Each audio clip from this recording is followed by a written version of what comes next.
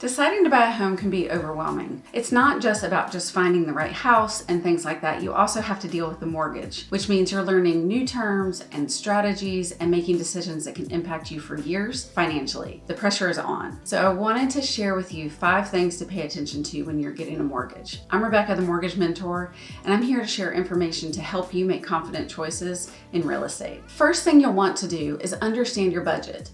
And I don't mean just the budget that a lender gives you. I mean, understand your budget. How do you spend your money?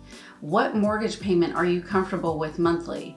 Is it something that you feel like you have already tested out in your budget? Are you stepping up? Is it possible you may be saving money by choosing to buy instead of rent? You'll want to make sure that you understand how you spend your money month to month, depending on whatever your priorities are. Taking that to a lender and then giving them that sort of feedback, they will be able to help you determine what is your maximum sales price that you'll want to target.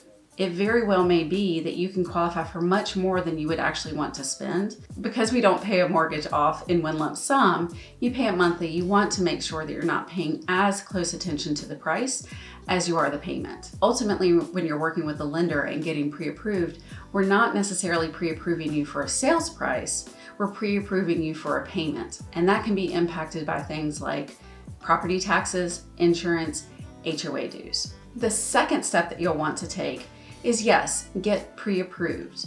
And I'm not talking about a quick application that then spits back a result within 15 minutes. I am talking about an actual process where you are providing a lender with supporting documentation. Things like pay stubs, W-2s, and bank statements, and making sure that they have all the information that they will ultimately need to make a loan decision up front. The best thing to do is to work with a lender who will fully underwrite a pre-approval, meaning not only are you providing them the documentation and a loan officer is looking at your file, ultimately an underwriter, the person that says yes, is reviewing your file before you're even putting money on the line. That's very valuable in a market like this because it helps take your concerns off the table so you can move confidently forward when you find a home that you want.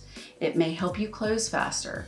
It may make you feel comfortable maybe being a little bit more aggressive with the amount that you're giving for earnest money that it takes to win the offer. And also, it can show the seller that you are a very serious buyer, and ultimately that's what they're concerned about, that the buyer's offer that they choose will ultimately be approved. The third thing that you'll want to do is at least get a second opinion. Most people are scared to talk with another lender because they don't want an additional credit pull. The thing you need to understand is when a mortgage lender pulls your credit, you actually have a 45-day shopping window. So what that means is any other mortgage lenders who pull your credit within those 45 days, although you will see it as an inquiry on your credit report, it does not hit your score as an inquiry. Also keep in mind that getting pre-approved before you're even falling in love with a home is the best strategy. Typically, a credit pull will at max impact your score around 5 points, but the trade-off is you know that loan is sitting there waiting for you. So make sure that during that shopping period that you are talking with at least 2 lenders to get a sense of what they're about, what programs they could offer, and general terms. And then when you are under contract and you're within that window of when you can lock your rate, at least have 2 lenders give you a quote. Make sure that you're using the same criteria because there's about a dozen criteria that go into how an interest rate is quoted. And you'll want to make sure that you're comparing those quotes apples to apples. Don't just look at the bottom line. You really want to look at the interest rate, if there's mortgage insurance, how much that is, what the lender is charging, both for their fees as well as any kind of discount points, the services you cannot shop for, like the appraisal, and then if the lender is giving any lender credits. Make sure that you at least get that second opinion and it'll save you thousands. Keep in mind that the best loan may not have the lowest interest rate. And what I mean by that is with interest rates on the rise the way that they are, it's getting increasingly expensive in order to obtain a rate that you may want. To do that, a lot of times you may have to pay discount points.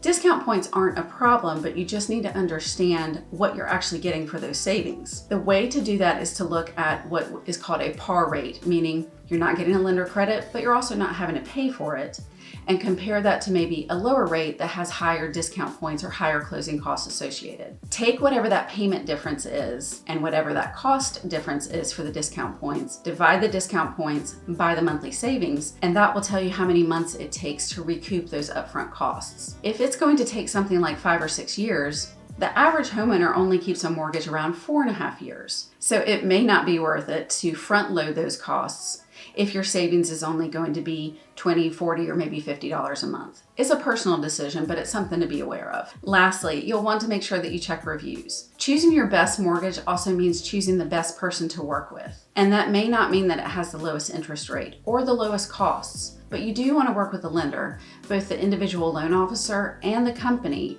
who will be able to get you to the closing table on time with as least amount of hassle as possible. There's value in that. So you'll want to make sure that you understand who you are working with. What is their expertise level? What is their process like? When will you be able to expect to hear from them? And what kind of accountability and transparency do they have to you in their process, so you're not left wondering and worrying from start to finish? Mortgage strategy is so much more than these 5 points, but this will get you started. So be sure to subscribe and learn everything that you need to know to buy a home like a pro.